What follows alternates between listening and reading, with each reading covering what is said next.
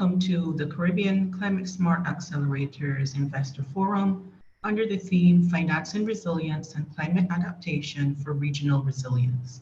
I'm your host, Cheryl Stenhouse, and I'm the Finance Innovation Director with CCSA. Thank you so much for joining us for this webinar and for the live stream of the event on Facebook, LinkedIn, Twitter, and YouTube.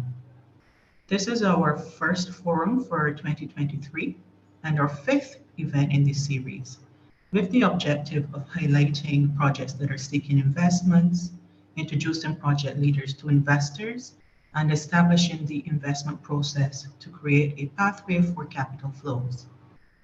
Our work at the CCSA falls into four core areas. We are focused on the development of a climate smart roadmap, on the achievement of 90% renewable energy for all by 2035, protection of 30% of land and ocean resources by 2030, and building physical and economic resilience by creating 1.5% more new green jobs. You'll find that building resilience has been a core theme for us throughout all of our events to date, and it's also been a cross-cutting theme.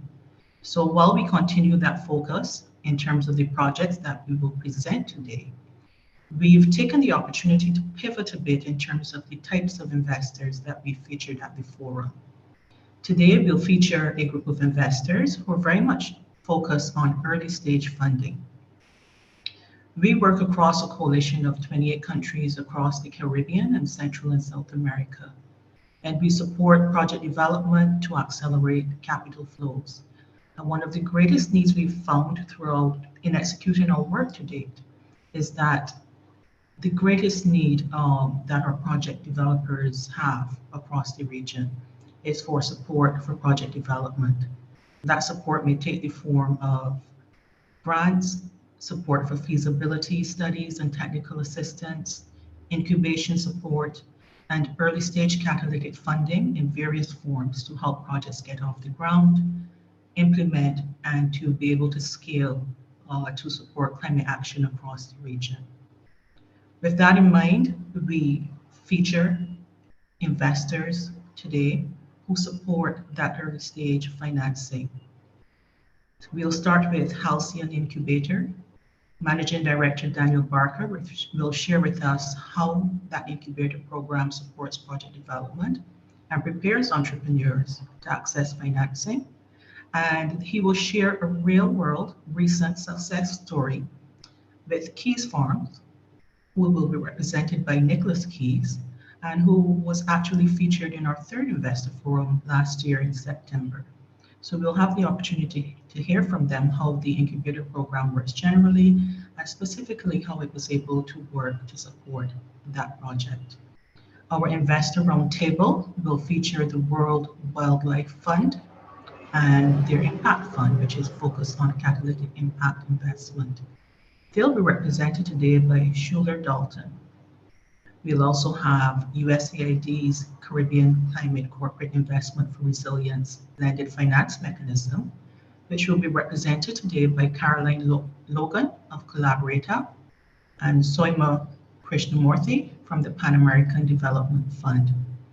We'll also take the opportunity to feature another upcoming USAID funding opportunity, which is the Caribbean Climate Investment Program, which will be represented by Kristen Donnelly of Chemonics and Isaiah Oliver, Chief of Party with the CCIP activity.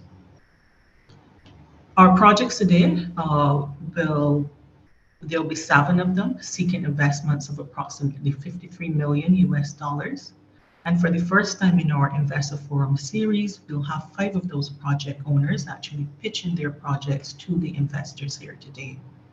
We'll hear from Wilson Jean-Baptiste, Jem St. Lucia, Hans Wang of Secosystem, Christopher Budu Singh from Wimco, Kyle Taylor of Eco Skywater, and David Grossman of Panacea. Our program will then wrap up with our featured initiative, Partana Bahamas. This company is pioneering the use of carbon neutral material for use in the construction of affordable housing in the Bahamas. We'll hear from CEO and co-founder Rick Fox about plans to scale this innovation throughout the region. We encourage your participation and engagement throughout the session. So here's a quick reminder of the participation rules and guidelines. Please go ahead and introduce yourself in the chat, and you're free to share your social media details and your website links. Please pose all your questions to speakers and panelists in the Q&A section, and I will field those questions to our speakers throughout the session. Please remember to be courteous. Go ahead and share the webinar link with persons in your network. And to connect with our speakers, please stay on to the end of the session, where we will share the contact details and information for all of the persons who have joined us on the webinar today. So thank you once again for joining us. And first up, we have Halcyon Incubator with Daniel Barker. Daniel? Hi, thank you so much, Cheryl. I'm just going to pull up my presentation, make sure everyone can see my screen, and hopefully that is up. Thank you so much, Cheryl, for the opportunity to CCSA. Really excited to be here and to talk a little bit about Halcyon. I know our time is short, so we'll give you a quick overview of what Halcyon is, how we incubate and invest in early stage impact-driven companies. And then we'll have a conversation with Nicholas Key, who, as Cheryl mentioned, is an amazing success story, both supported by CCSA as well as Halcyon. And we'll talk a little bit about the specific program that we are running this year, focused on climate resilience across Latin America and the Caribbean. So I will get started, and hopefully everyone can see my screen. First and foremost, Halcyon's mission is to accelerate the impact-driven future of business. And what that means for us is that we believe there is truly a competitive advantage in companies that have impact at the core of their revenue model, whether that's social or environmental impact. We focus on startups that really demonstrate that as their revenue model scales, they will be able to scale their impact. And we do that in a number of ways. First and foremost is our fellowships. So as I mentioned, we are an incubator, and as my role as managing director, I get to oversee all of our fellowship programs. And we started off with a residential program. So it's a program that actually brings entrepreneurs from across the world and across the globe here to Washington, D.C., where we're based, to get access to 14 weeks of support, whether that's mentorship, leadership coaching, skills training, access to pro bono legal support, as well as consulting support, really surrounding our founders holistically. And then building out of that, we understood a need to have some more specific and what we call intensive programming. And that's where this climate resilience in Latin America and the Caribbean program fits for us. These are shorter programs that are more focused around a specific issue area, demographic, and or region. And we'll get a little bit more into our LAC initiative in just a few minutes. I should mention that we are a nonprofit incubator investor. We are not taking equity in any of the companies that participate in our fellowships, but we're also an investor. And this investing arm really grew for Halcyon out of the needs that we saw from our founders. We're supporting founders from across the world, as I mentioned, but who are often coming from backgrounds where they don't have easy access to that early stage capital. They don't have the friends and family around that many other entrepreneurs have. So we developed 3 vehicles that allow us to invest in companies that we have de-risked as participants in our program. So the first vehicle is the Halcyon Fund, which is a venture fund. It invests exclusively in companies that have come through any of the Halcyon programs. We also have an angels network, and that network is a network of accredited investors who are interested in impact, and they invest in entrepreneurs who have come through Halcyon, as well as other impact-driven companies that are sourced by our investment team. And we've got a microloan fund, less relevant for this conversation because that's more specific to our US-based founders, but really, again, providing that friends and family round that many entrepreneurs don't have access to. So most importantly for this conversation, we've got an upcoming intensive fellowship. And as I mentioned, these fellowships are focused more specifically around both a specific issue area and demographic. And here we are looking at really the human impacts of climate change on populations in Latin America and the Caribbean. And this is truly spanning the entire region. So any country in the region is available to apply. We're looking for companies at the MVP stage who have developed a product, but maybe need some more support into testing that product with consumers and getting to market, and so really focus on that go-to-market phase. We're looking for for-profit models or hybrid ventures, and that they're addressing, as I mentioned, impacts of climate change, whether that be on health, on finance, on energy, but really anything that is supporting folks' ability to respond to climate shocks. Must be able to commit to being in person in Washington, D.C. for a residency in the late summer, as well as in a city within the region, likely Mexico City, in the fall. And as part of this activity, as I mentioned, you'll get access to skills development and mentorship, pro bono legal support, ability to connect with impact investors, advisors, and media, $25,000 worth of cloud credits from Amazon, as well as a $5,000 travel stipend to cover the cost of the expenses of participating in the program. And in terms of the kinds of ventures that might be applicable, obviously we all know on this call that resilience is really wide because climate is going to impact every aspect of our lives. So this can be anything from nature-based solutions that improve resilience and support livelihoods, health solutions that respond to the impacts of climate change, financial tools that help people be able to respond to shocks, energy solutions that reduce the impact on health and environment, and ag tech solutions, climate smart ag tech solutions that improve the ability for farmers to respond to the impacts of climate change, as increase food security. So that is the quick overview of Halcyon and what we do. As I should have mentioned at the beginning, I am managing director, so I get to oversee all of our programs.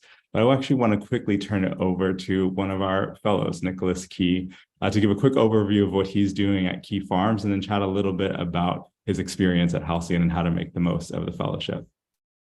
Yeah, thanks, Dan. Hi, everyone. I'm Nicholas Key again. And so I'm the CEO and co-founder of Key Farms. We're essentially an ocean farm network that focuses on climate change mitigation through ocean regeneration and restoration. And what that practically looks like is us growing things like seaweed, oysters, seagrass, and even preserving mangroves to then create different byproducts from our activities. And so we do this in a network whereby we train fisherfolk communities as well to start their own ocean farms so that we can gradually increase the yield of biomass over time.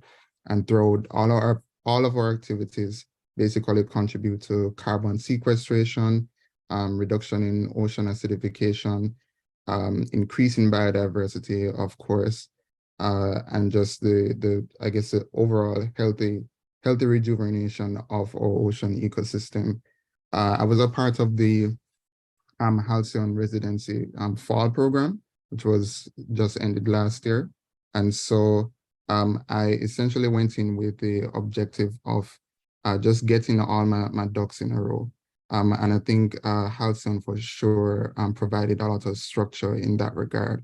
When we just came in, things were a bit all over the place. We had a direction as to where we wanted to see how we wanted to get to the next 5 years, but there were missing details that we didn't really account for.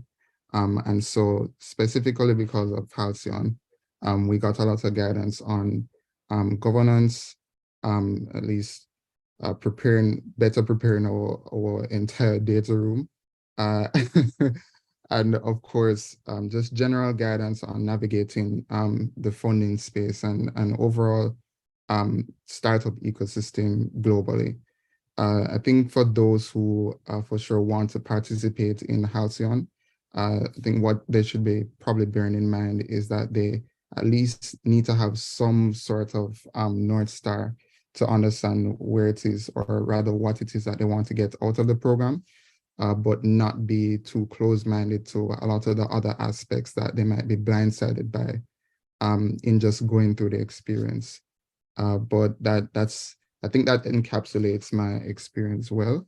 I for sure encourage as many people to apply. I think it for sure has helped to de-risk our negotiations and standings in navigating the space.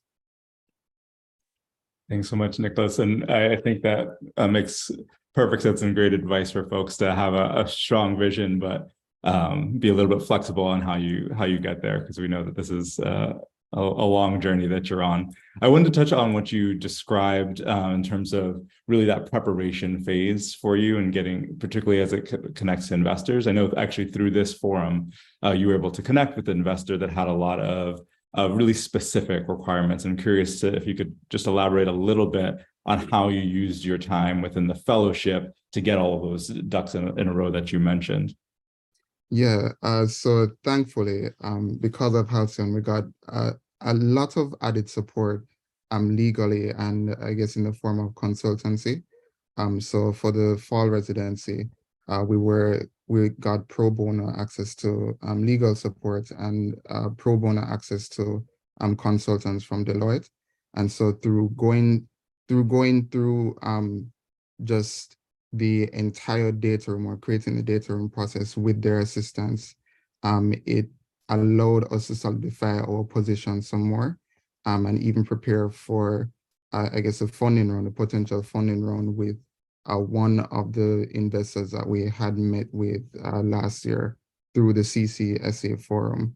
And so I think that is probably, at least for us, one of the greatest ROI that we could have asked for.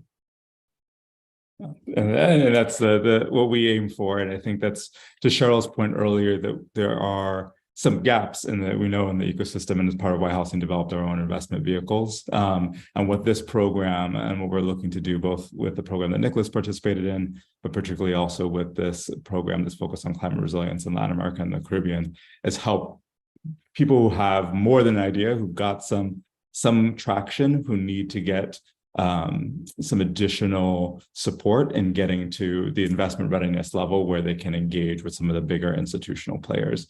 So I think that that's a real critical as you're thinking about who might be right for this program, who might you share this with, or if you're a founder yourself. If you are in that stage or you know folks who are in that stage, I think it would really encourage you to have them apply and then participate in this program, because as Nicholas mentioned, it's really at that stage where we can help make that level of connectivity and provide a level of support where people have the basics that they need in order to get to the next levels in conversations. Great. Nicholas, any final last words you'd like to share before we turn it back over to the CCSA team in terms of advice? Yeah, I guess expect things to take longer than than they probably would. Not necessarily just specifically on funding, but just navigating the entire space generally. Especially, well, more particularly this climate change ecosystem. It's not like we're, I guess, in tech where things kind of move at the speed of light. This is more so definitely a marathon that requires a lot of support from third parties like Halcyon and like the CCSA. And so I definitely believe we need more of that. And if you can get tuned in and plugged into as many of these network nodes, it will make navigating the space much easier. Thank you so much, Nicholas. And thank you so much to the CCSA team. Back over to you. Thank you, Daniel. And I certainly would want to echo from our experience the patience that is required sometimes to navigate both the space of investing and the project development, because it is important to get things right and to make the connections that make sense for your individual project and situation. Raquel? Hello, and thank you, and welcome to our Investor Forum. I'm Raquel Moses. I'm the CEO of the Caribbean Climate Smart Accelerator. I'm really excited about the conversation that's taking place, and I like the idea of understanding that it will take longer than you imagine, but I also humbly ask everyone to be very, very impatient with this process, because that is the only way we will get it to move faster.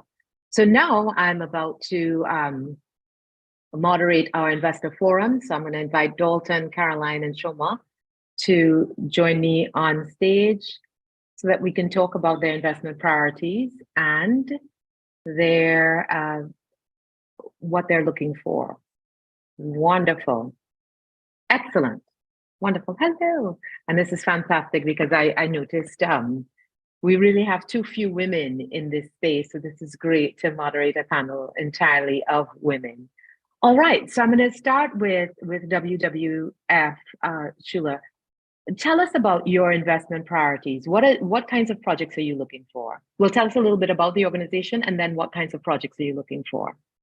Yeah, good morning. Thank you so much for having me. I'm Skylar Dalton. I'm from the World Wildlife Fund, and I am a member of our newly formed Impact Investing initiative. And so WWF's Impact Investing Group has been around for about 2 years, has focused in the past 2 years mostly on aquaculture and specifically seaweed farming, and recently has grown in terms of staffing and also our scope to now include food circularity with a real emphasis on reducing food loss and waste, and also regenerative agriculture with a focus on improving climate smart and climate adaptive agricultural production from a more terrestrial lens. And our group exists to further the goals of the broader World Wildlife Fund organization, and thinks of ourselves as an extra tool in the toolbox to advance those goals. And so we have 2 strategies for the impact group at WWF, but I'm really going to focus today on our catalytic strategy because that's the most applicable. And that is focused on super early stage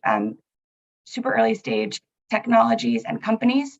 And within that, we again are focused on seaweed farming and aquaculture, food circularity, and regenerative agriculture. Regenerative agriculture is my kind of purview, so I'm best equipped to talk about that.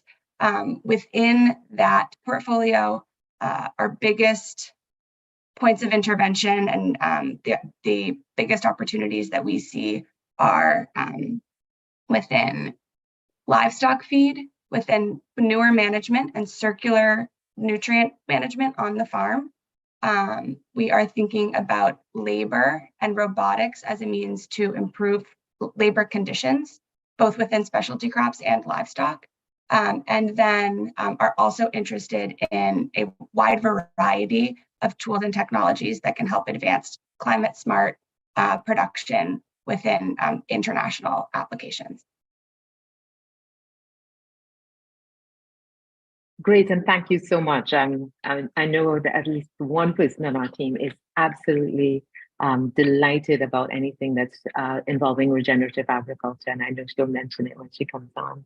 All right, over to you, Caroline. If you could please share with us your investment priorities and what you're looking for. Wonderful. So I will pass to my colleague, Soumya, and then Soumya, happy to add any details. Sure. Thank you, Caroline, and thank you to CCSA for this wonderful opportunity, and a good morning to everyone here. My name is Soumya Krishnamurthy, and I'm with the Pan American Development Foundation, and I'm here actually to speak on behalf of a consortium that's led by Collaborate Up, and my colleague Caroline is from that organization, and another partner is Total Impact Capital. Together, our 3 organizations are implementing the Eastern Caribbean Blended Finance Mechanism, and it's fueled by the Eastern Caribbean Business Resilience Challenge.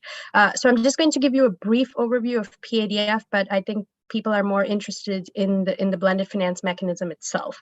The Pan American Development Foundation is an independent 501c3 that's part of the Inter-American system. We were founded as an affiliate of the Organization of American States, which means every day we wake up and live and breathe and think about nothing but Latin America and the Caribbean. And particularly the Caribbean, as everybody knows, the increasing vulnerabilities to climate change and the impacts that are most impactful in vulnerable communities, coastal communities, but really we're seeing across sectors, across countries, across the region. And so strategies that can help primarily businesses, but any project or initiative that can respond to what we call disruptive events. And we invest, or we want to invest in building resilience to those disruptive events. And so the Eastern Caribbean blended finance mechanism is financed by USAID. And as Schuler just said, it's also taking its purpose as a catalytic vehicle. We really want to be part of the ecosystem embedded in order to support businesses in first thinking about resilience, in thinking about what it is a disruptive event can be, and what are some of the negative risks, but also what are some of the positive opportunities that come in a form of mitigation, adaptation, and just rethinking of business models. The blended finance mechanism primarily sources projects through a business resilience challenge. It's currently live. It started out with a pilot initiative in St. Lucia and is now currently live regionally. So I'm sure we'll drop some links in chat, and we encourage all of you to take a look. And the goal is to finance, as I said, micro, small, and medium businesses, but also initiatives that might be public-private partnerships, partnerships between enterprises and civil society organizations, anything with a revenue-generating model. And to apply for the ability to apply for both concessional capital and technical assistance in order to really demonstrate to the region that there is a need to invest in resilience, that there are pathways to having the market respond to this need, primarily local financial institutions, but also regional and international investors. And to support businesses primarily to think about their business in this larger ecosystem, to identify opportunities and trends, and divert some of these sunk costs that happen as these repeated climate events and other things like the pandemic or supply chain shocks happen, to rethink that and think about the impact that they have on their business, and join this growing network of either micro, small, and medium enterprises, financial institutions, ecosystem value players. Join this network and really have a conversation and just hone in on the importance of resilience and investing in resilience. So happy for the chance to talk more about this today. Wonderful. So I'm going to come back to you, Shoma, before I go to Schuler, because I want to find out, what has the uptake been for this facility? And are you seeing a lot of excitement and engagement in the market? Are people understanding what the offer is and how to get involved? Yes, great question. And, the Pan American Development Foundation has been working in the Caribbean for a long time. And I've lived in Haiti, and I know Haiti is often an outlier, but some of those challenges of investing in resilience and some of the inabilities of MSMEs to access capital and other resources is resonates throughout the region. So I would say it's not easy. It's not something that a lot of people want to talk about or think about as an investment for a couple of reasons. And this is just our experience. So would really love to hear what other panelists or participants have to say. One is there's a general mistrust of the existing ecosystem, that there are perceptions that, the resources are geared towards certain types of businesses or entities, that there's also grant funding, which often comes in the aftermath of a disaster as a great disruptor. There's also the high reliance on imports in key sectors, where sectors feel that there are systemic challenges that are not likely to be addressed by their initiative or a single business. And those are extremely valid and factually based perceptions, right? So there is a need. This is why I think the ecosystem is very important. But I will say that over time, a lot of it is about engaging with locally embedded stakeholders. We pride ourselves, all of our partners are from the region in the countries. They work directly with MSMEs. We partner through them and we listen. So sometimes we say, okay, let's see if it makes sense to have a range of 30,000 to 100,000. And somebody from Dominica might say, actually, the need is much smaller. We need investments lower than that. Or somebody would say, a partnership with a credit union is what's going to make the difference. It's not a partnership with a local bank. And we listen. And I think that's helped a lot. Building credibility, working with local partners has helped make that uptake smoother, but it's not perfect. And I don't think it should be. I think investees should hold us accountable to be responsive to their needs and to meet them where they are, rather than setting out impossible standards that cause some of those delays that were mentioned before.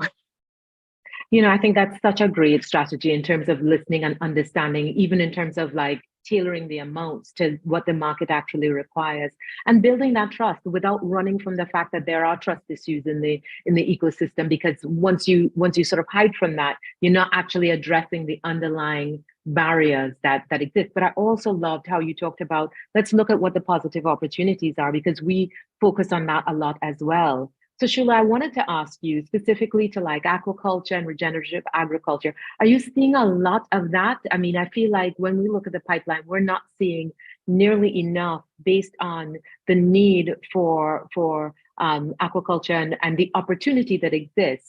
What are you seeing?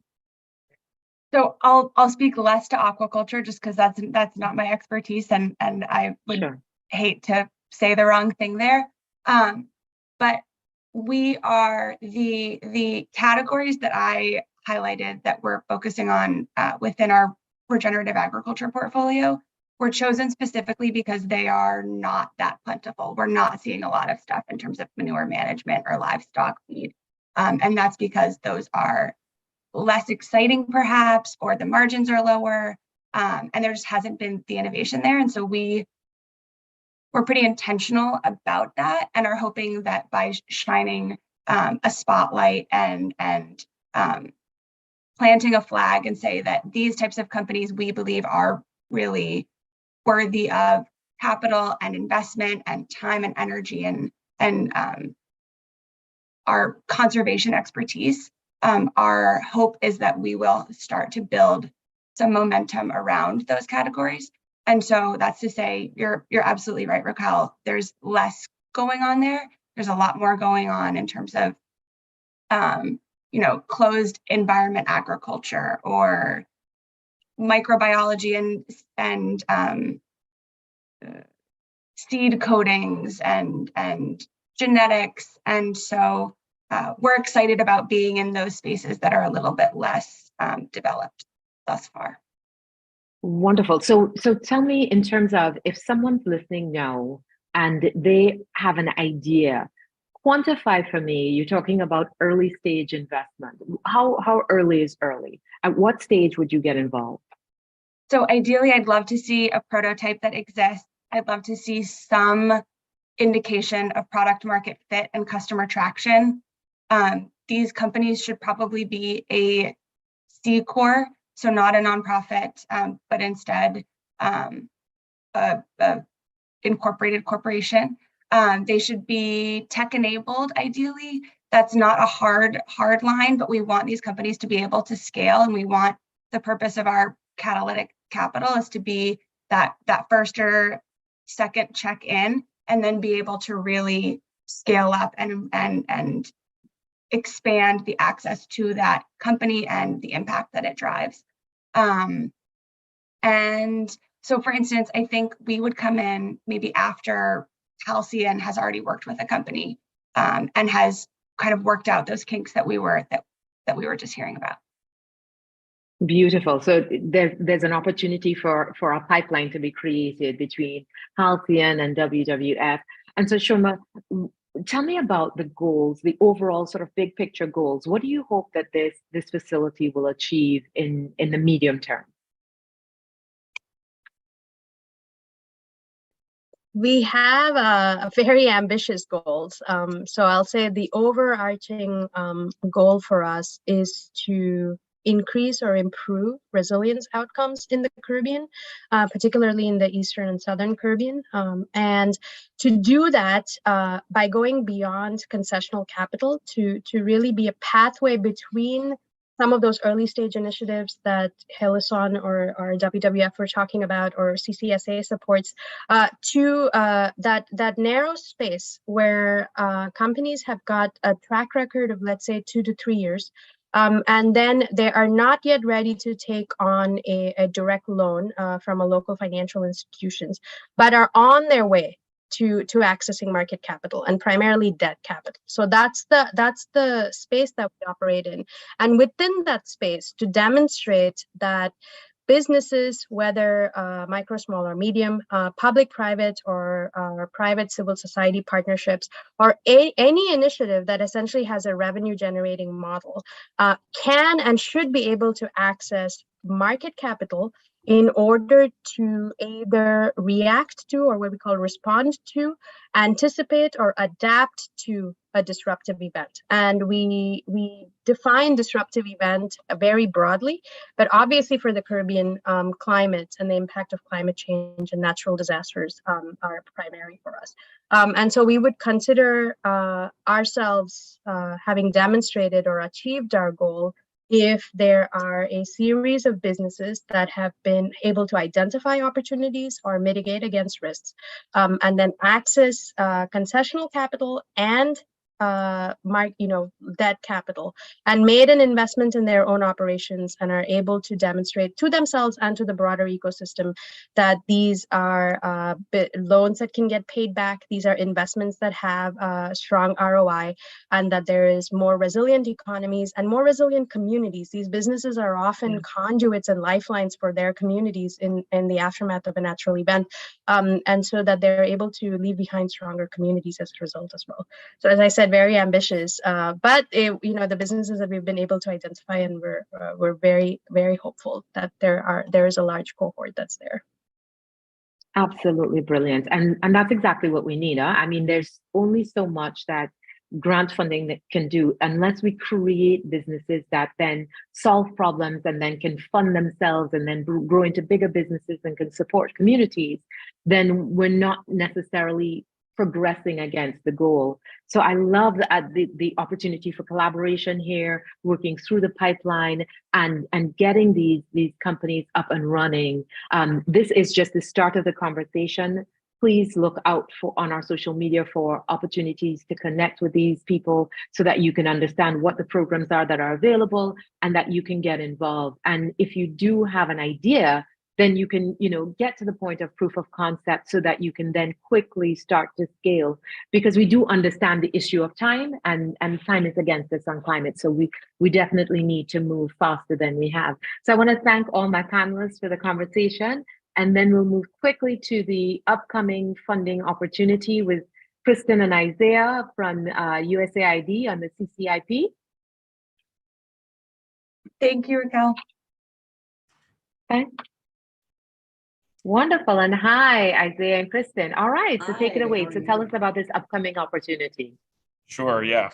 Kristen, are you going to share the slide deck or? Yes. Okay. Well, I can start out and just provide a little bit of context. So Kristen and I, my name is Isaiah Oliver. I'm the deputy team leader for a USAID program that started in the fall of last year. It's called the Climate Finance for Development Accelerator. It's a global flagship initiative from USAID. It has a total ceiling of $250 million with a 5-year period, 5-year length of project with an option for 3 additional years. So if all goes well, it will go till 2030. And basically it's a key mechanism that the U.S. government is using to achieve its overall target of mobilizing $150 billion $150 billion of climate finance to emerging economies by 2030. So that's just sort of the context of how our program works. We're global in nature, but we're here today because basically the way our global program works is that we partner with individual kind of USAID regional or country offices to design and implement programs that accelerate investment to climate-related programs. And so we're here specifically to talk about one that covers the Caribbean. So Kristen, you can go to the next slide. And so, yeah, we just wanted to provide this as context. I mean, we are a pretty flexible mechanism. So the extent to which there are opportunities to invest in industries or sectors that have a clear impact on climate mitigation or climate resilience adaptation goals, it is part of our mandate These are sort of the sectors that we're primarily focusing on in the context of our Caribbean activity. We do also some work in the ag sector and water, but I wanted to just sort of highlight these as some of the primary focus areas for what we're about to launch in the Caribbean. And with that, I'll pass it over to Kristen to give a quick overview of the program we're about to launch. Great. Thank you, Isaiah. It's nice to meet everyone and hear about all of the exciting work that's happening. I'm here to introduce the Caribbean Climate Investment Program, which will provide financial and technical assistance and business development services to enterprises deploying technologies in renewable energy, energy efficiency, and climate adaptation by mobilizing private finance and private sector-led actions. And we're aware that there's a lot of activity going on in this space, and our aim is to really complement other U.S. government initiatives, other donor-led initiatives to promote climate change resilient efforts, energy initiatives, including the U.S. Caribbean Partnership to address the climate crisis, as well as the USAID's Caribbean Energy Initiative, which aims to reduce hurdles in the Caribbean to the region's growth and promoting stability and self-reliance, particularly in the energy sector. As you can see on the slide, we're working across these 11 countries that USAID has identified, and the main client in office for us will be the USAID Dominican Republic. And we're anticipating on launching very soon. So it'll be a 4-year program beginning April, which is coming right on up. So we're getting ready and hoping to share as much about this project ahead of time and get everyone excited for the program. So there's 3 objectives that we'll be focusing on. The first will be providing business development, service facilitation, and technical assistance to private sector partners working in renewable and energy efficiency technology. The second objective is providing access to finance, de-risking instruments, and lending products to climate finance seekers working in renewable energy and energy efficiency technology. And then objective 3 is really what we see as potentially one of the largest objectives because it's so cross-cutting, and it's to provide technical and financial support to businesses, communities, partner governments, and other entities in the region, developing, scaling, or improving adaptation, climate resilience, practices, and technologies. With that, below we've detailed some illustrative activities. So potentially this program can help develop the capacity for a financial institution to scale investments in energy efficiency measures, smart meters, embedded microgrids, and distributed energy investments. Perhaps de-risking investment into companies developing nature-based solutions such as green infrastructure, or developing and scaling parametric insurance products. Promoting the use of clean energy technologies such as electric vehicles, charging infrastructure, solar. So it's really, this project aims to support a wide range of activities. Wonderful, and thank you both. Oh, sorry. Oh, no, yeah.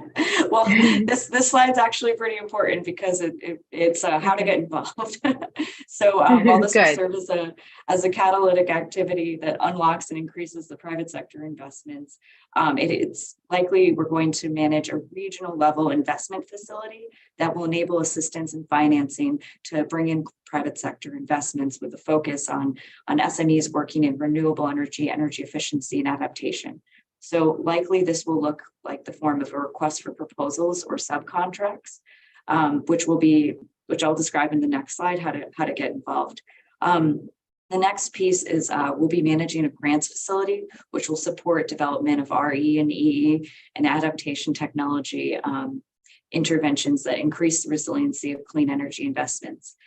Currently, which I'm happy to share this either in the chat or after the call, but we have a notice of future funding opportunity, which details the information that we'll likely be requesting, but it will come through in the request for concept papers and then a request for grant applications. So these grants will be awarded and implemented in accordance with USAID and US government regulations. So keep that in mind that we'll be working with USAID as a partner on this. And again, happy to share this. This is also in the one pager that I have, but We encourage any interested organizations to join our Climate Finance Investment Network. I realize you all can't click on the link, so I'll drop it in the chat right as soon as I'm done speaking. But this is our CFDA's partnership portal or network, and we're planning to release all opportunities through what we're calling the CFIN. So it'll facilitate high impact climate finance partnerships, help partners explore financial advisory support, and then promote learning will be a later stage effort, but we're just getting started. So I'll share this information in the chat as well as the notice of future funding opportunity, but that's all we have for today. That's a spectacular place to start. Yeah. Raquel, just one note. I do want, since I know there's a diverse group of folks on the call, I do want to note that there are opportunities, and we're looking for partners both on the sort of project entrepreneur side as well as the investor side. If there are, investment partners who are looking to, scale up funds or are in the fundraising process and are looking for partnership to help expand their impact. So, yeah, looking forward to launching this and working together. Great. Yeah, and I know that Cheryl will share this. I know that Cheryl will share this with her finance advisory committee. So we absolutely applaud this initiative and are really excited to share this through our networks. You'll find information about this on our social media as well as on our website so that you can access and you can connect. But also, Kristen, please, yes, do put the link in the chat so that people have the opportunity to join. Thank you both, Isaiah and Kristen, for a really, really spectacular initiative that will provide some much needed capital to the region. All right, so now I have the pleasure of handing over to Keisha Farnham, our Director of Public Sector Projects. She's going to present on our spectacular portfolio of projects that we have working with today, and then she'll hand over to some presentations. Take it away, Keisha. Good morning, everyone. So today, as Raquel was saying, I was really excited with this conversation. I was excited preparing these projects for this investor forum. I have the pleasure of doing a very brief overview of our private sector opportunities that are being featured. This is meant to be just a quick scan of the projects and what's available. I'm just going to share my screen very quickly so that I'm up and running, right? As was previously mentioned, we're tossing things up a bit, and 5 of our 7 projects presented today have jumped at the opportunity to tell you about their projects firsthand. One of them is even going to do that via video. I encourage you to ask questions in the chat, just letting you know that these projects are available for one-on-one matching, and there is additional information that is available. But before I jump into a brief overview of the projects, I want to share with you a common thread that I noticed as I was reviewing the projects for this activity. So, conscious capitalism, circular economy, design thinking approach, do no harm, triple bottom line. All of these models and approaches, they vary in their execution, but they have 2 things in common. They are value-based approaches that put people and the environment before profit. They examine activities and the value chain, and they actively seek to align people, planet, and profit. I think the second thing that they have in common is that our project stakeholders today subscribe to these models with the projects that they have. Their projects not only seek to eliminate waste and pollution, but also look at how they can regenerate nature, decoupling economic activity from the consumption of finite resources and creating resilient systems that are good for business, good for people, and good for the environment. So you understand why I'm so excited to quickly introduce these projects and then give some of the project holders an opportunity to tell you more about the projects themselves. So first up, we have from the region, and we would have done a very quick overview slide of what the financing looks like. But as you can see, there's a huge amount of financing opportunity here, over $46 million worth in financing that's available. And first up, I'd like to go to GEMS Agriculture and Wellness Village in St. Lucia. This project uses a humanistic and sustainability management model that takes into consideration environmental, social, and cultural challenges associated with tourism and the agriculture industry. GEMS envisions a product that offers economic empowerment to vulnerable youth, addresses the seasonality of tourism, and food security issues faced by the island. Next up, we have WIMCO, from Trinidad and Tobago. Methane accounts for 30% of the world's contribution to climate change, and it is 80 times more harmful a greenhouse gas than carbon dioxide over a 20-year period. This innovative solution that is born in the region proposes the repurposing of vented methane as a source of power to provide carbon negative Bitcoin mining as a viable, profitable, and scalable way to have significant climate impact. The project is already underway with a methane pilot to be delivered within 90 days and 10 megawatts of methane capture power conversion to be delivered in 2023. Next up, we have TRD-CAR Renewable Energy Group's off-grid renewable energy electric vehicle charging stations. This project, also out of Trinidad and Tobago, proposes a PV off-grid with 10-day autonomy BESS for Tobago at tourist destinations.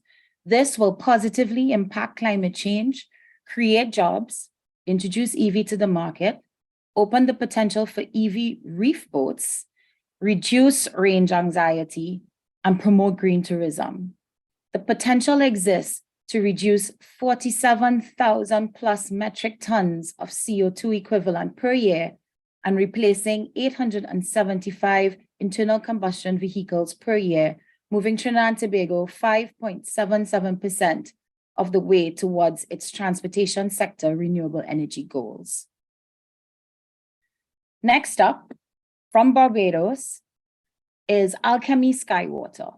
Through its ethos of conscious capitalism, Alchemy Skywater uses multiple forms of atmospheric water generation to create drinking water from air. The water is packaged in bottles that are 100% made from plants. They are backyard compostable, can be incinerated cleanly, and are landfill safe. Their bottled water is local without the use of municipal water or natural ground sources. Their first facility in Barbados has over 500,000 in sales of Eco Sky water with global brands, providing local employment and proving that innovation can go from local to global. Next up, out of Jamaica, we have Organics Inputs. Sargassum rafts have been washing ashore along the Caribbean, spoiling beaches, destroying nearby coastal sea life and ecosystems, and causing health problems for beachgoers, boaters, fishers, and the tourism industry. Organics seeks to address this prevalent problem of sargassum seaweed plaguing Caribbean waters by using it to create charcoal briquettes. Next up, we have out of the US Virgin Islands, CCSA. CCSA delivers sustainable solutions using deep ocean water to help island and coastal communities reach their full potential in the blue economy.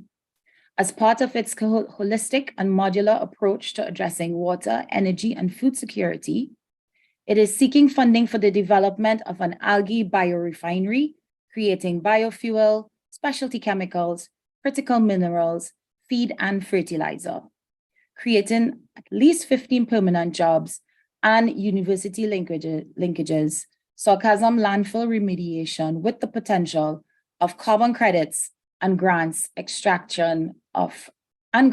the extraction of critical minerals. Finally, you're going to hear from Panacea. Panacea is the only commercial sea cucumber hatchery in the Western Hemisphere, with plans to sell its products primarily to the 16 billion Chinese market. Their triple bottom line approach of people, planet, and profit ensures that they create positive social and environmental impacts in coastal communities where they do their work. Their goal of scaling throughout the Caribbean basin will be further articulated by David Grossman later on in the project presentations.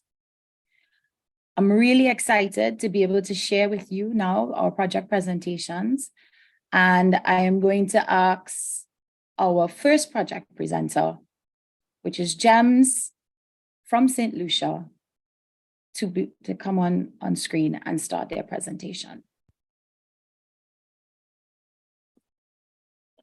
Hello, good morning. And can everybody hear me clearly? Yes, we can. Okay. First off, I would like to thank Keisha Farnham for taking our business concept and plan, which is a few pages, and putting it into a few talking points. You have summarized exactly what we intend to do. So I'd like to share our screen with you. Keisha, please. Yes, you can go ahead and share the screen. Okay, so I am the Chief Executive Officer, Wilson Jean-Baptiste, for Global Enterprises Management Solutions. And I would like to thank the Caribbean Climate Smart Accelerator for this opportunity to share our story on Gems Wellness and Agricultural Village with you. And when we're done, I look forward to you joining us on this exciting journey. Sorry to interrupt, Daniel, but we cannot see you. And if you would mind sharing the presentation on full screen mode, please.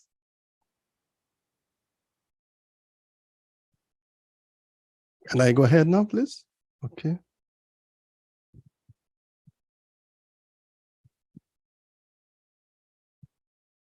Okay. We're still not seeing it in presentation mode. That's the slides. Oh. Yeah, we're not seeing the slides in presentation mode. If you just go down to the bottom and click, that would be helpful. Bottom right. Bottom right. And yep, click. right there. Yep, there you go. Okay, can you see it right now? Perfect. Perfect. Yep. Okay.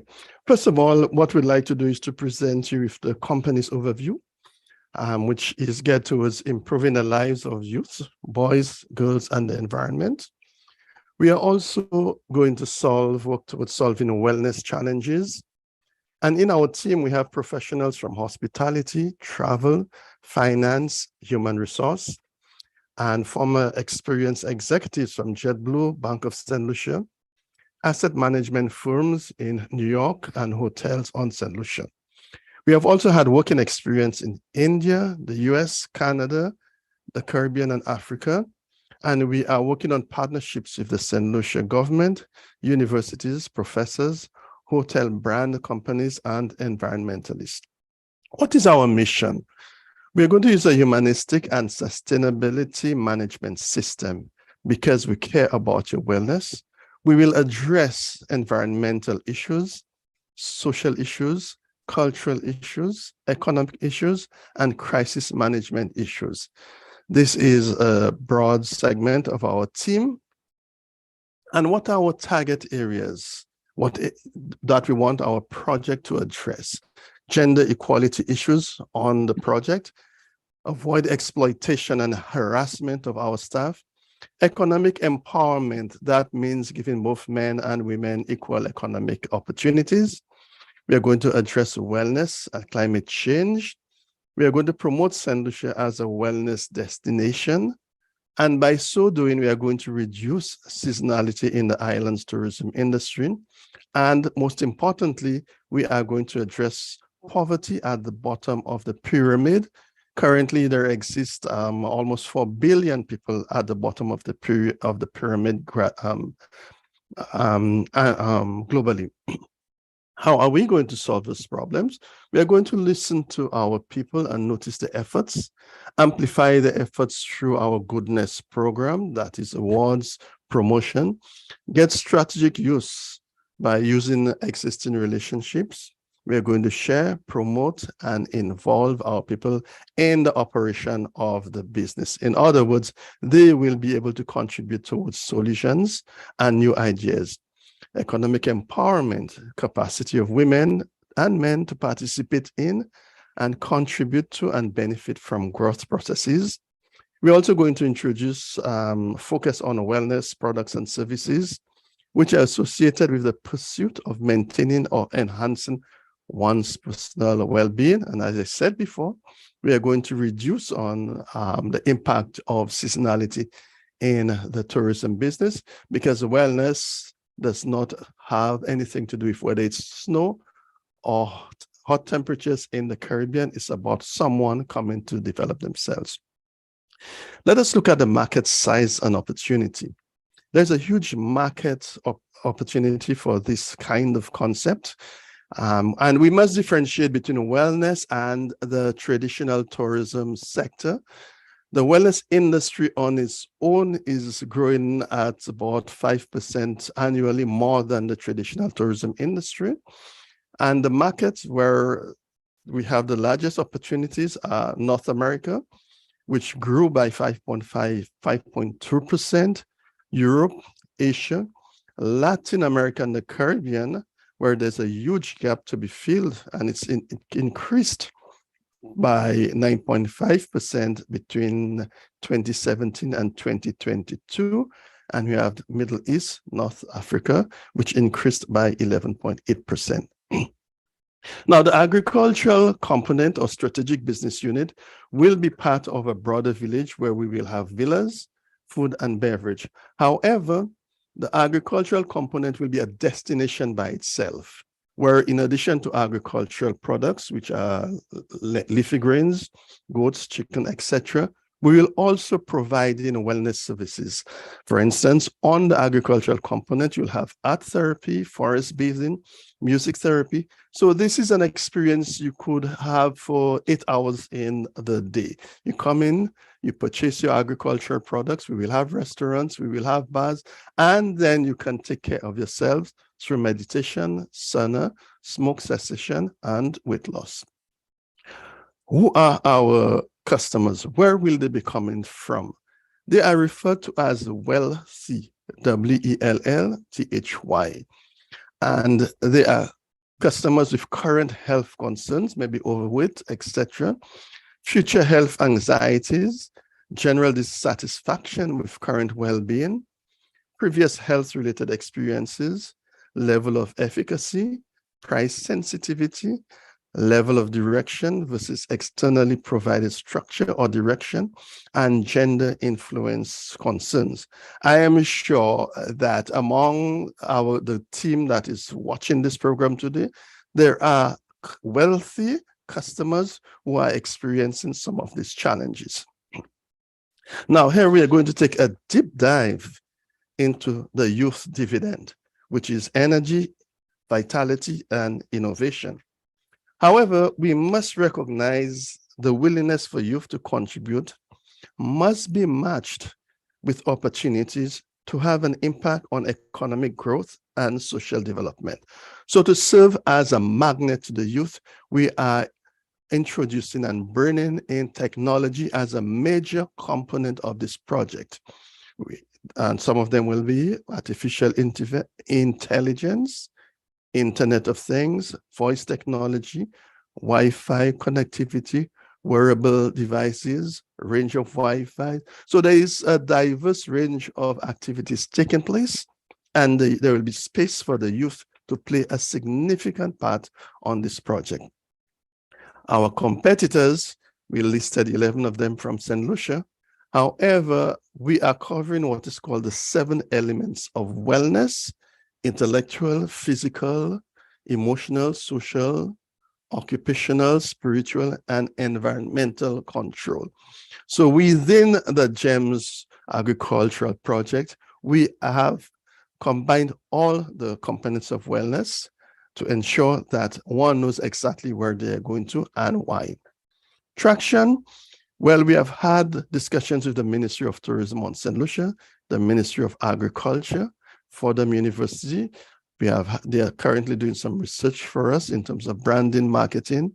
And previous to that, a group of students did some research on the products that we should promote, and also financial institutions and St. Lucia.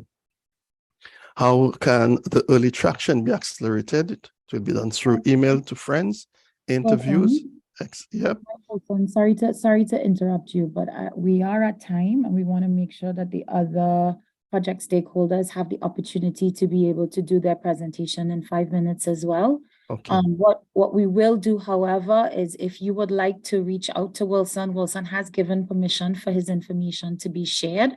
Mhm. And we will definitely be sharing this information with the investors from today at the back end of this forum. So Can I have yeah. 30 seconds to just wind up? Sure. Please. Yes, we have our business model, which is how are we going to make money, the pricing model, how are we going to get to our customers. We also have the financials, which is $25 million in revenue annually, leaving us with a profit of 16 million, which we can inject back into the community. The total amount we're looking for is $25 million, broken down into those areas. So I thank you very much for giving us the time to present to you a wonderful project. And as the IPCC message said yesterday, quote, act now or it will be too late. Thank you very much for this opportunity. Thank you very much, Wilson. Next up, we have Ecosystems. Hans, can you join us? Wilson, you can take off your camera. Thank you. Great. Just let me share.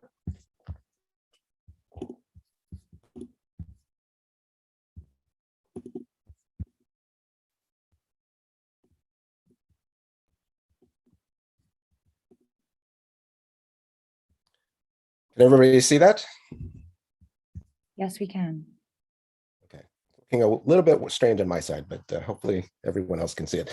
So thank you, Keisha, for the opportunity. And it's a pleasure to be here with so many like-minded people. Just reflecting on the prior speakers, I think this is a very a great setting and a community for change. I'm here to represent Ecosystems. We're a small business that, as was mentioned, our vision, our mission is to enable islands and coastal communities to reach their full potential.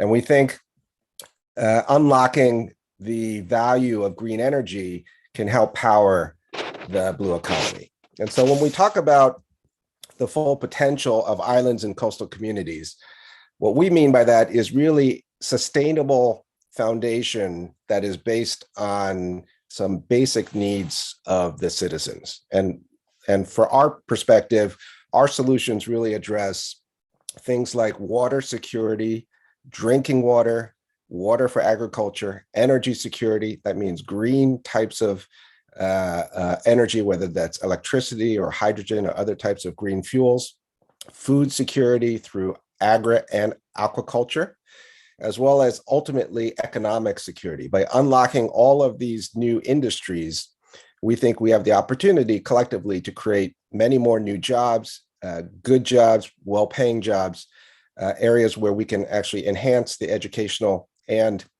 living opportunities for all the peoples in these regions.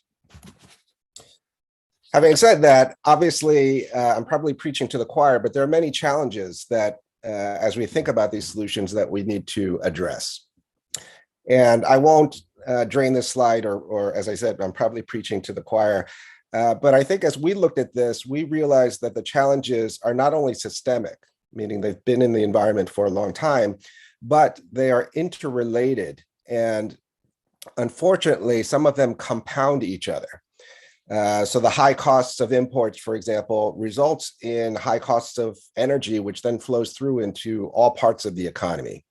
And so this is really important to how we think about how to solve some of these problems, because as probably we've all experienced in our lifetimes, trying to solve a systemic problem with a point solution sometimes is very difficult to do. And so as we've thought about how do we contribute to solving this, we've brought a systems approach to solving, we think, multiple of these underlying root causes with a single integrated architecture.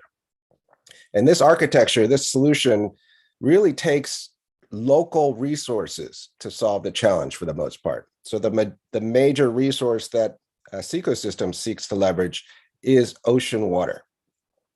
And as you can see from this chart, we have many elements to this solution, some which create clean energy through ocean thermal energy conversion, some of which can create potable water through desalination module that is integrated with the ocean thermal energy conversion. And then downstream from that, many different applications of that valuable resource, that valuable water, including powering an algae-based biorefinery, including cooling of either data centers or tourism-related buildings through the deep ocean water that is at 4 degrees Celsius, or other downstream value-added activities, aquaculture, or other blue economy types of applications. In addition to being integrated, we think it's important that this solution be modular, meaning you don't need to invest in each of these boxes to get started, because that would be prohibitive for many of our clients. So it's modular in that you can start in many of these different places and then build out from there as you see value. And so today, I really want to deep dive on one of the starting points, which is a template project around the algae biorefinery.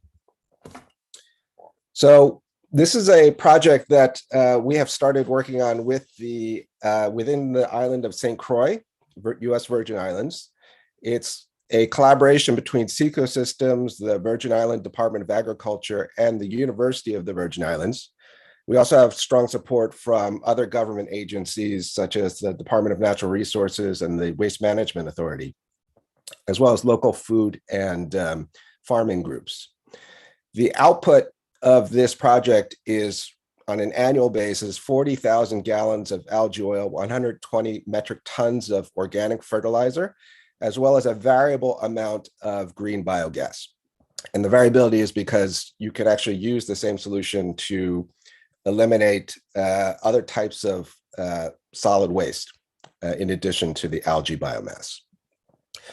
Why did we choose to start with algae is probably one of the questions on people's minds. As probably some of the people on the call know, algae is widely known to be multiple times more productive than terrestrial plants. It's also locally occurring. It requires no soil or fresh water to grow. And so these are, to us, it's a perfect product for the island and coastal community environment. Algae also, many strains of algae contain as much protein as soy. And importantly for us, because one of our outputs is the algae oil, contain high levels of lipids, which can be turned into many different value-added products. We think we can get to first product with this project within about 12 months and be at full production within 24 months. And our end markets for the algae oil are primarily specialty flavors, fragrances, and pheromone companies, of which we've already gauged interest and in some cases have verbal agreements for offtake. So the algae oil can be monetized much higher than typical products like biofuel. The specialty chemicals in algae oil are worth 10 to 20 times the value of typical biofuel. The end markets for the organic fertilizer are the growing numbers of organic farms around the world. This fertilizer can also be marketed as vegan. So for those that want to switch from other organic fertilizers like manure to be vegan, we think this is highly attractive. And both of these markets, algae oil, which is about a $3 billion global market, and organic fertilizers based on seaweed, which is about a $2 billion market, are both growing very rapidly. So it's a very attractive new business for islands and coastal communities. This is great for the environment as well. Just to give one example, obviously switching from petrochemicals to algae oil is great for the environment. Switching from typical industrial fertilizers to organic is also extremely valuable for the environment. Industrial fertilizers are based on chemical processes that today consume about 1% of the world's energy use and create 1% of the world's greenhouse gases. And by moving to a algae-based organic fertilizer, we think this decreases fertilizer production contribution to greenhouse gas and energy by about 95%. So it's great to move to new ways of producing fertilizer. Hi, Hans. Yep. I'm at the end of my time. Okay, so yeah, so this model's been It's proven. so hard to interrupt you because it's really interesting. Yeah. But yes, so just 10 seconds. I'll just share my email at the end here, hwang@secosystems.com. So thanks for the opportunity and look forward to the follow-up. And we'll be sharing your information in the chat. Thank you so much. All right, next up, we have Winco from Trinidad and Tobago. Christopher, can you come on screen, please?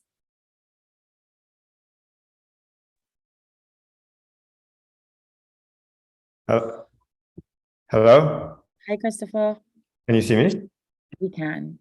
Okay, wicked. So let me just share my screen here quick. But before, right, so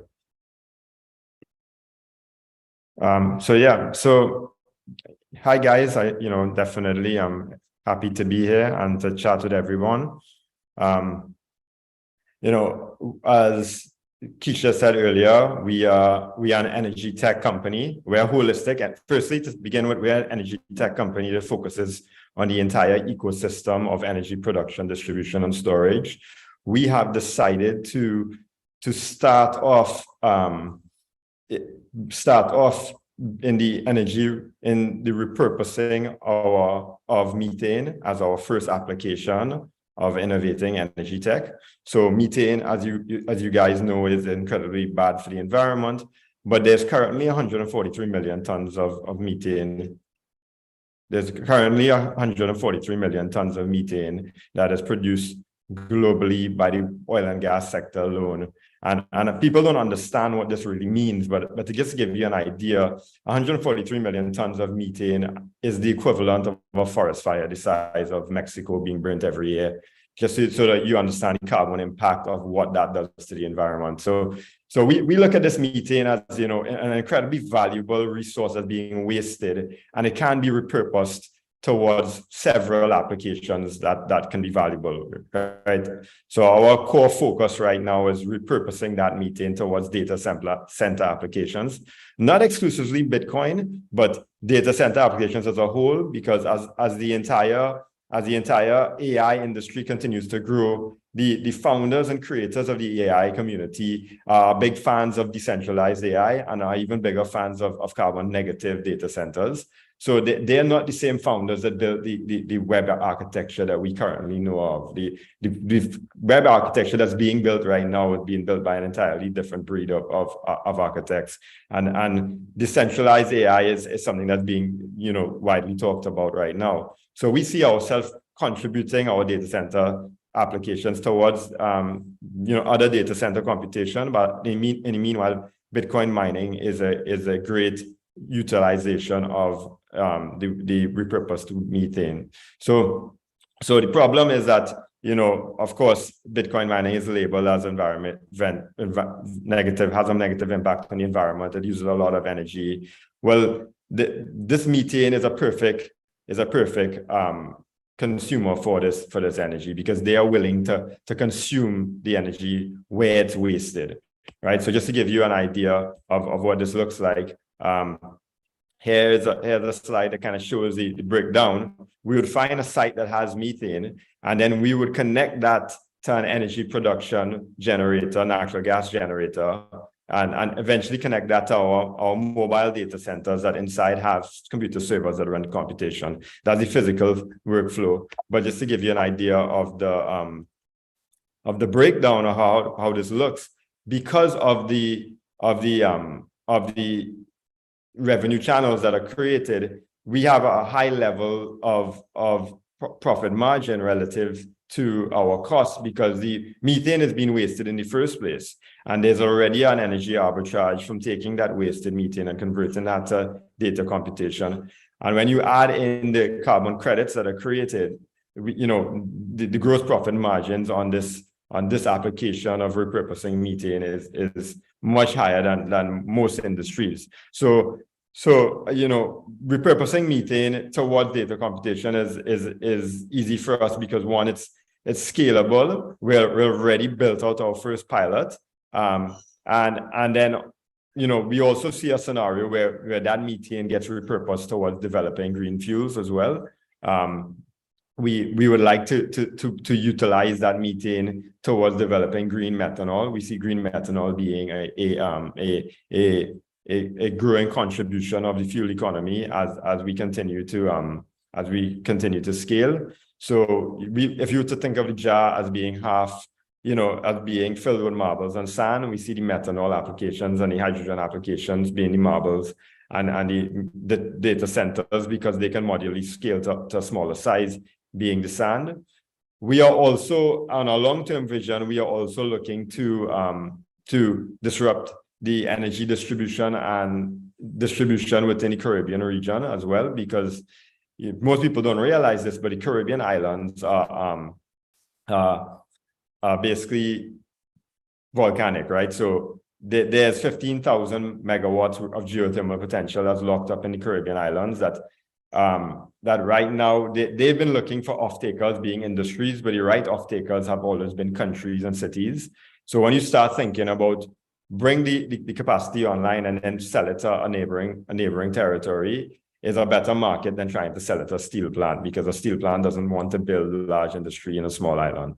So we're trying to develop the energy distribution highway that mobilizes the geothermal energy that's contained within the Caribbean ecosystem as our long-term vision and our innovations in energy distribution. But we are, in the meanwhile, just working on repurposing methane towards data center applications and eventually towards green fuels. So that's kind of, I know I didn't really go in order of this deck here, but that's the general story. And if anyone's interested in reaching out to me and letting me know, we can definitely arrange to have a call or a chat offline. Excellent. Thank you so much, Christopher. All right, next up, we have Eco Sky Water, or Alchemy Sky Water. And we're going to play a video. All right, here we go.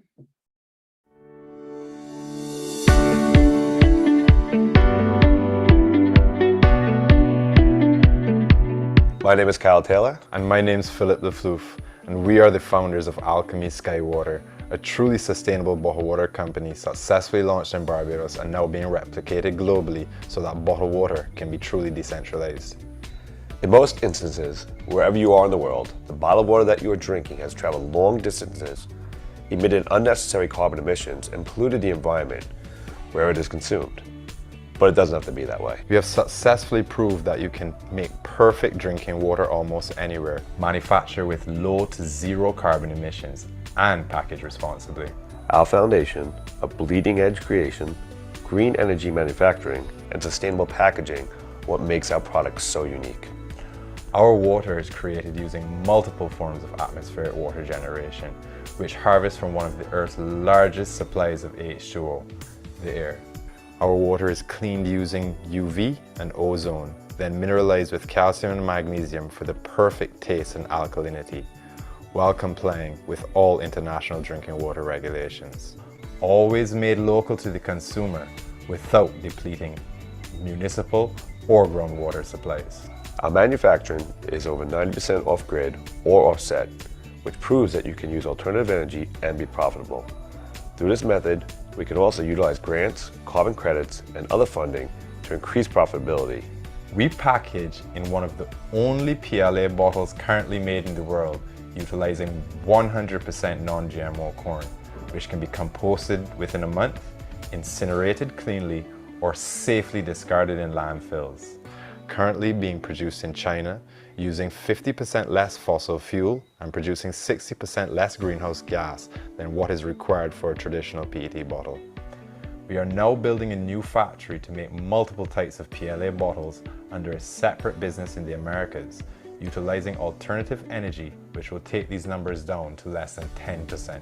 PLA is trending, and the global polyolefinic acid market size was valued at $566 million in 2022 and is expected to grow at a compounded annual growth rate of 26.6% from 2023 to 2030.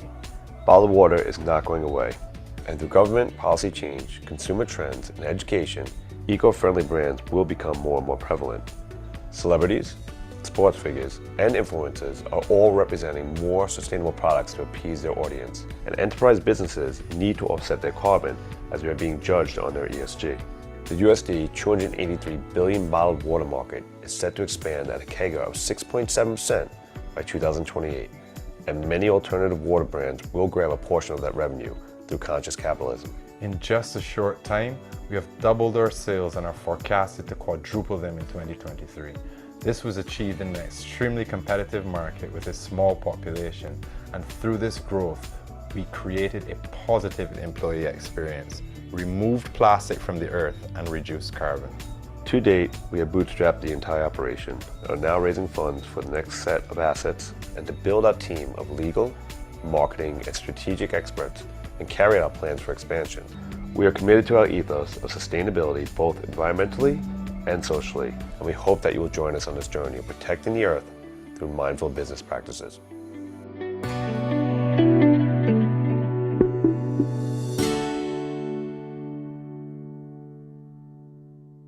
All right, I'd definitely like to thank Kyle and Philip for allowing us to share that video. That was excellent. And now we move on to Panacea. David, you're up. Excellent. Hey, everybody. I am David Grossman, CEO of Panacea Aquaculture. I'm just trying to share my screen with you. Can you see my screen now? Yes, we can. Okay, excellent. So, sea cucumbers are the unsung hero of the coastal ecosystem.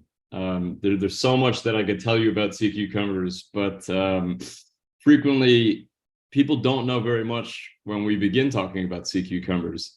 At the end of this, I'll post a link to some videos that we have, some really quick, fun cartoons, or some more Planet Earth documentary style info that you can use to get more up to speed on what sea cucumbers are and how important they are. But essentially, sea cucumbers have been a delicacy in Asia since the Ming Dynasty. They are actually a superfood compared to rhino horn or tiger paw or other items in Eastern medicine, which have certain benefits that don't really seem to hold true.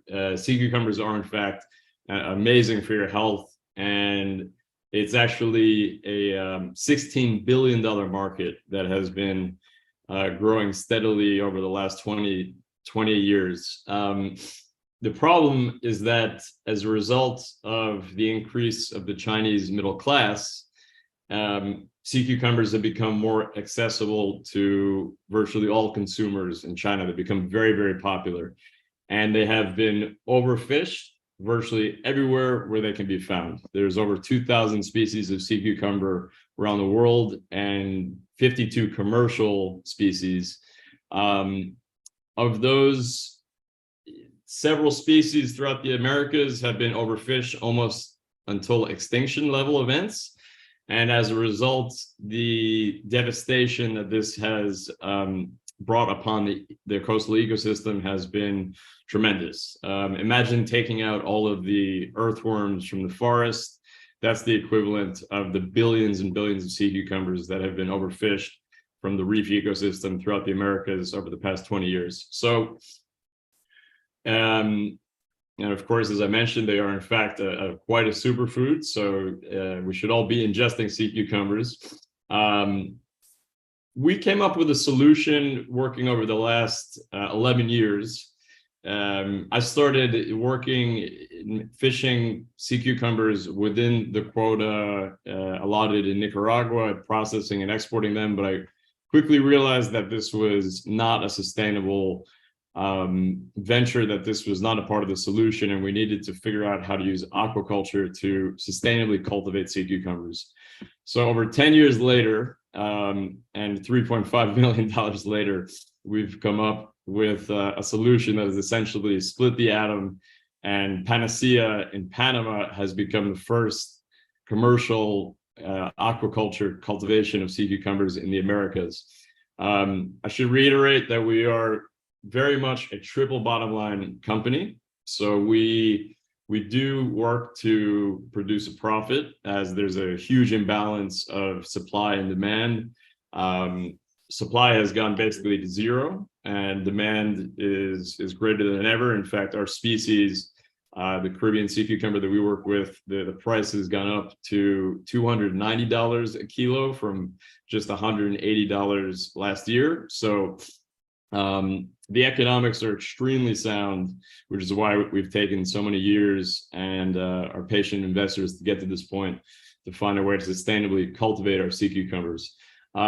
Obviously, in addition to being economically sustainable, we are creating jobs. Our sea cucumber, the Caribbean sea cucumber, grows from Venezuela up to the Florida Keys.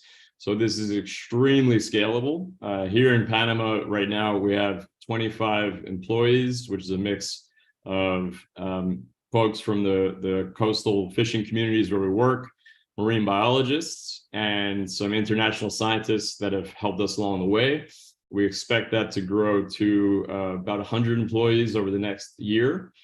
And of course, from an environmental standpoint, we are putting sea cucumbers back in the water where they were before, typically at a density of 2 to 4 sea cucumbers per square meter.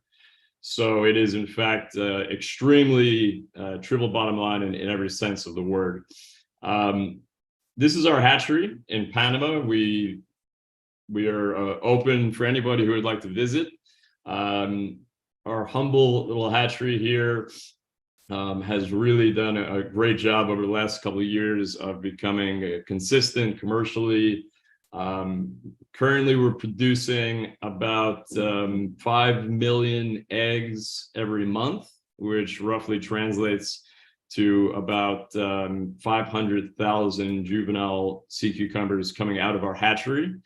I'm going to tell you briefly how this works. This happens in 3 phases. We spawn every 2 weeks using adult sea cucumbers that we've collected of the limited stocks that we have available.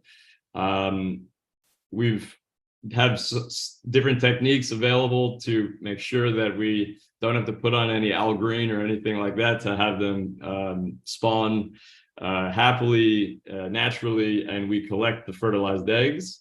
And in our own hatchery, just feeding our proprietary feed, which is basically microalgae and harvested diatoms, they grow to about 2 centimeters. And when they're about 0.2 grams, they're ready to go into the water for our sea ranching activity. So in the second stage, they are in our hopper nets. So these are just mesh nets, which are floating just under the water.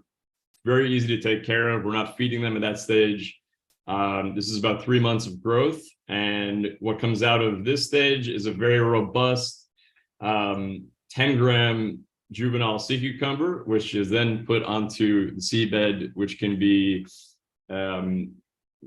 with very little additional technical assistance or help, will grow over the next year to about 250 grams. So from 10 grams to 250 grams, just doing their jobs, eating the excess algae, detritus, fish poop, all the good stuff. And what they're actually doing while they're on the seabed, they are helping protect coral reefs by ingesting dirty sand and acidic H2O, and what goes out is alkaline water and the building blocks of coral reefs, so ammonia and calcium carbonate. So David, thank you so much. Thank you so much, David. This is really exciting. I know that we were so delighted to hear about sea cucumbers because of all of the benefits that they provide So we'll provide all of this information that's available, and you're going to have to count me in on a visit to Panama to see the site. Can I get like 15 seconds? So 15 just seconds. to reiterate, we have split the atom in Panama, where we have exponential growth production capacity.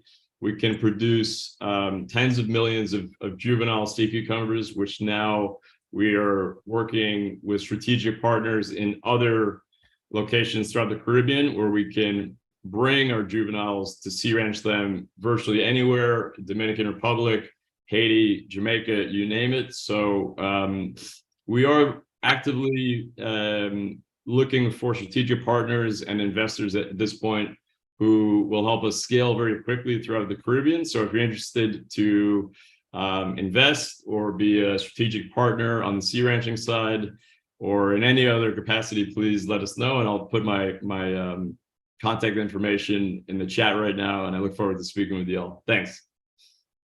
All right. Thank you so much once again, David, and such an amazing set of projects. I want to thank all of our entrepreneurs who've come on and shared the incredibly exciting projects with us. And I want to thank Keisha Farnham, our Director of Public Sector Projects, for selecting these projects for presentation today. I really think it's a remarkable set and from a wide variety.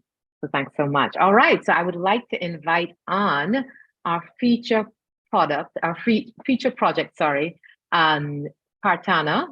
Mr.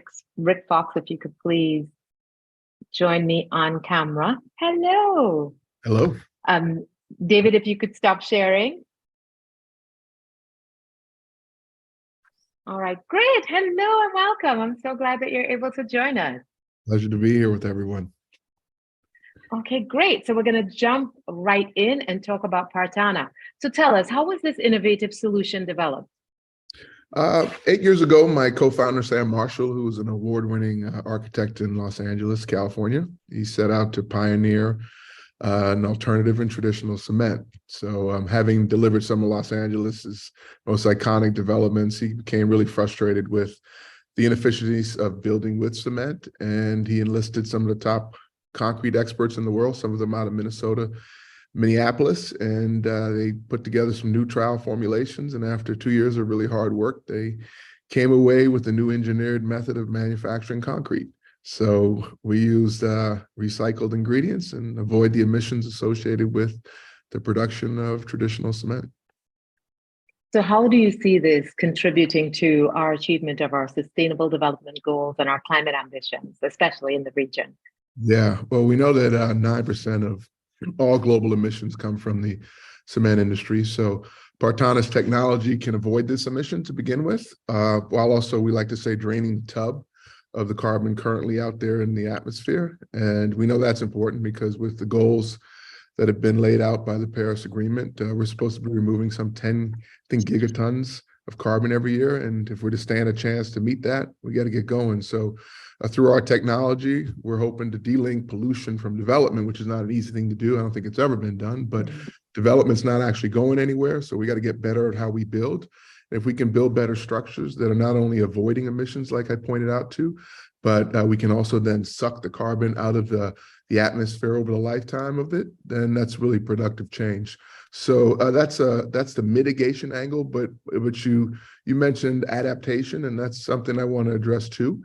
Our concrete is at least 1.5% stronger than traditional cement, and that can be, if we choose through the mix calculations, we can get up to 100 times stronger, depending on the need and the application. So moreoverly, because we use our brine as a key ingredient, which comes from desalination plants, our product actually gets stronger when exposed to seawater. So when you think of, a lot of our structures in coastal low-lying regions are, are met with seawater on a large scale through our storms each year, but this will make it an ideal solution for homes and infrastructures in our region here in the Caribbean that are exposed to floods and conditions from storms. So that's the thought there.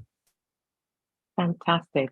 So I know we've had some really animated conversations about the big picture vision and what this has the ability to do in the region and the transformational impact that this has the potential. So talk to us about the vision for Partana.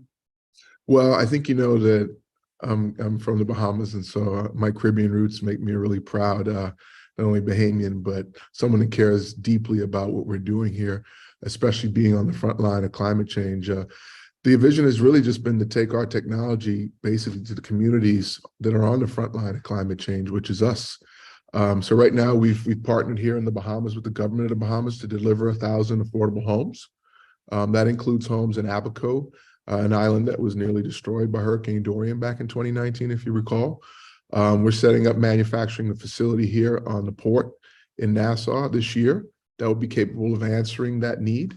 But also the focus right now is looking at other countries in the region, right? We want to be able to address the acute affordable housing shortage that's out there. And then we're thinking about where we can set up factories also in the region next to act on the wholesale level of the local construction market.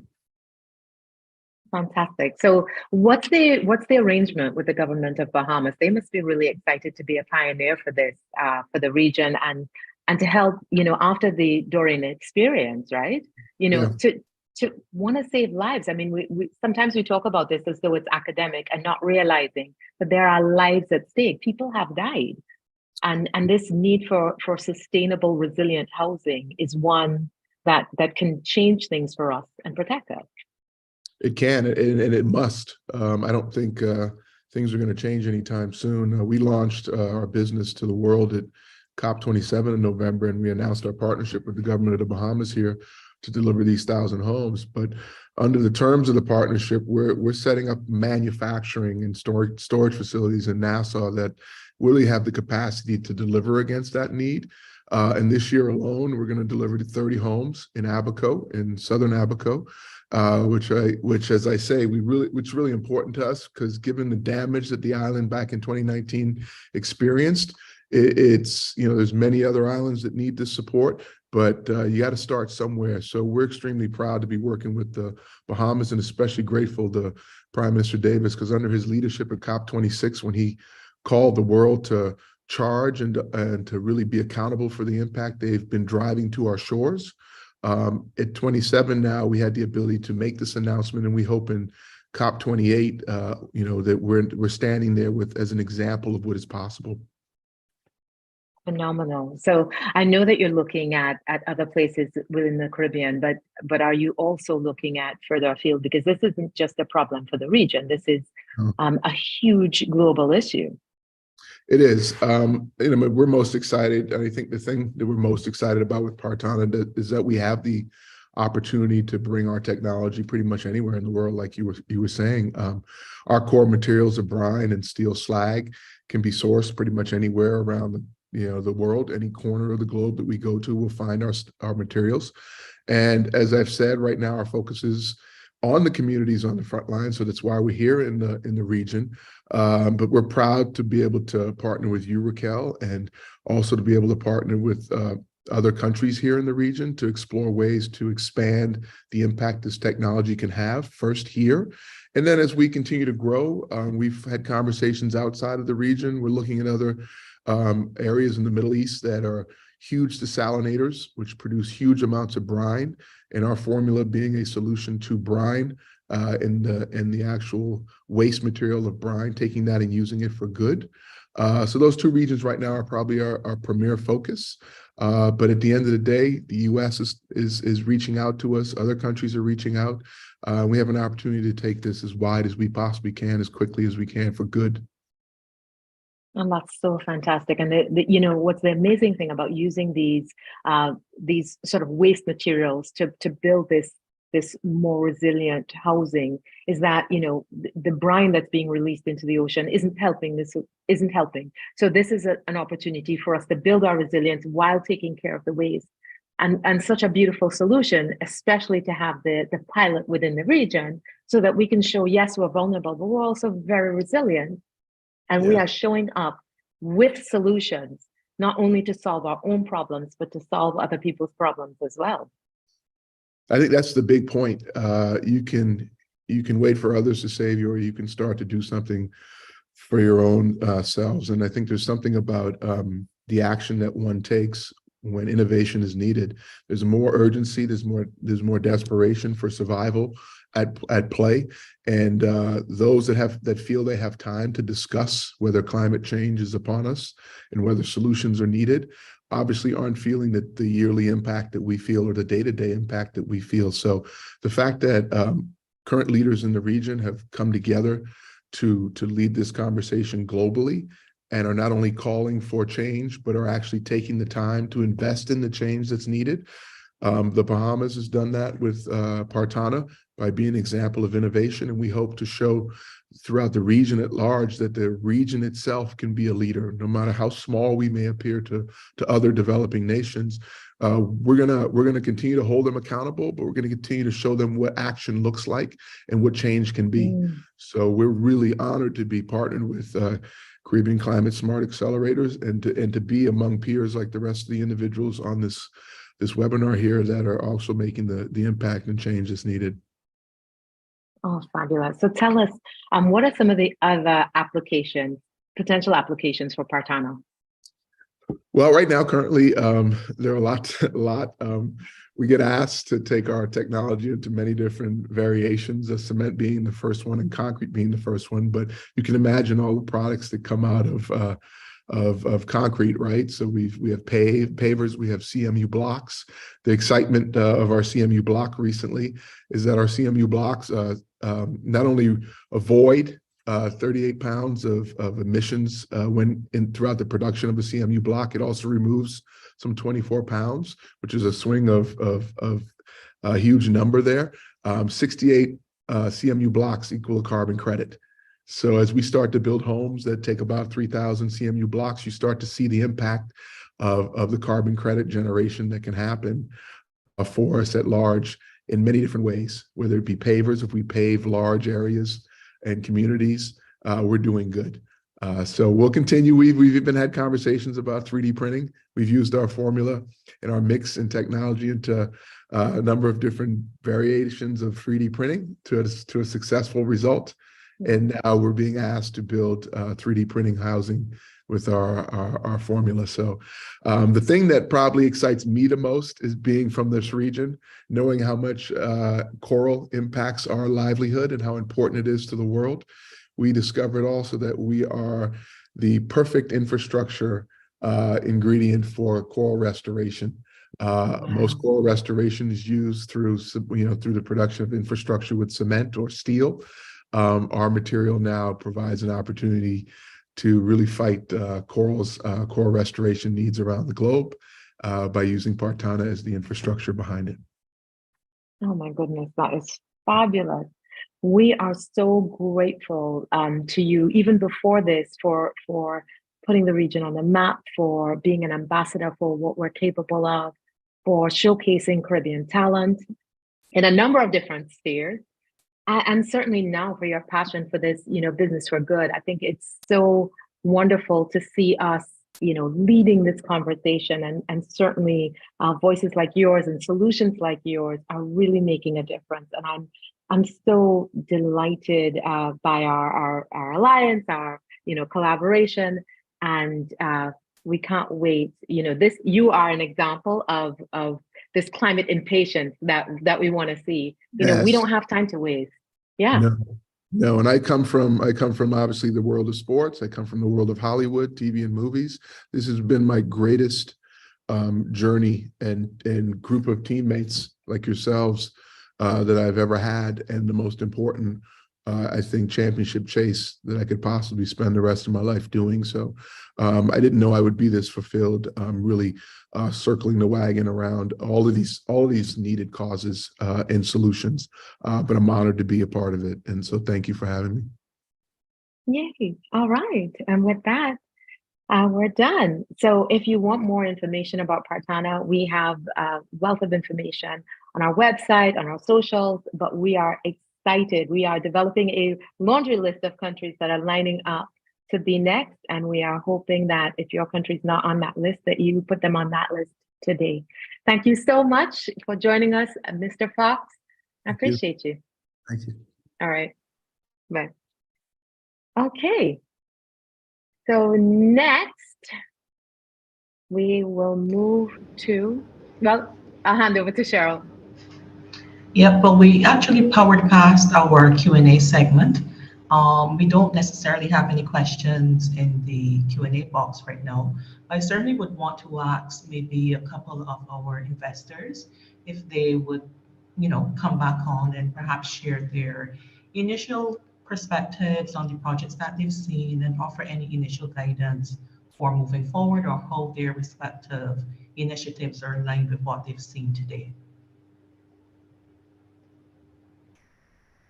So Daniel, Somia, perhaps Caroline, any initial takers?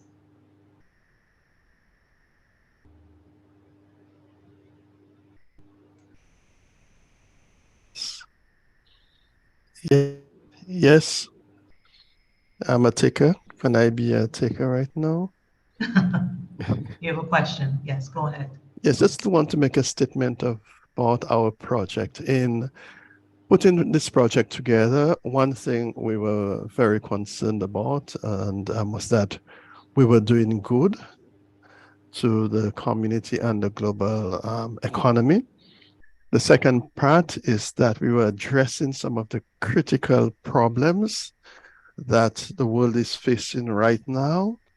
And some of these are, for instance, we're looking at discrimination, poverty, racism.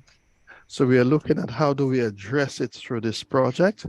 And then we came up with solutions by ensuring that there's equity, by ensuring that we respect the dignity of people. And as a result, this is not a project that we are simply going to build to generate profits and to create X number of jobs. It has to change the culture of the destination. And we are managing it in a humanistic manner to ensure that our investors get a fair return on the investments from 15, 17, 20% investment. And also addressing the health needs of the destination, because we are going to produce foods that are high in nutritious value to address things like hypertension, obesity, etc. So it's really going to make this planet a wonderful place for the Caribbean and the planet itself. Thank you, Wilson, for that additional information. So if we don't have any further comments from the investors or from the audience, I'd just like to wrap up by letting you know that our next steps will be to share the information for all the projects that have been presented today with the investors that are on our panel. We've also noted from our chat that there's some additional interest from partners that we are familiar with in some of the projects that have been highlighted. So we'll go ahead and share that information. Project owners have been posting their information in the chat throughout. So you do have the opportunity to connect and to collaborate. And we certainly can facilitate any initial conversations with investors and other partners who may be interested in the initiatives that have been presented. Overall, our objective as the CCSA is to facilitate investment across the region in climate action. We do that by matchmaking, and this investor forum is our flagship event for matchmaking for our portfolio. We do this on a quarterly basis, and you can look out for our next event coming up in June of this year. And we will be posting on our social media platforms about the details about that upcoming session. So I want to thank everyone who's joined us today, particularly our investors who've taken the time to really share what their investment priorities are and how they can support projects in accessing finance within the region. And certainly to thank our project owners who very kindly agreed to share their details and to personally present information on their projects with the audience today. Please look out for the recording for this session coming directly to you in your inbox, and it will also be available across all of our social media channels going forward. Thank you once again for joining, and have a good day, everyone.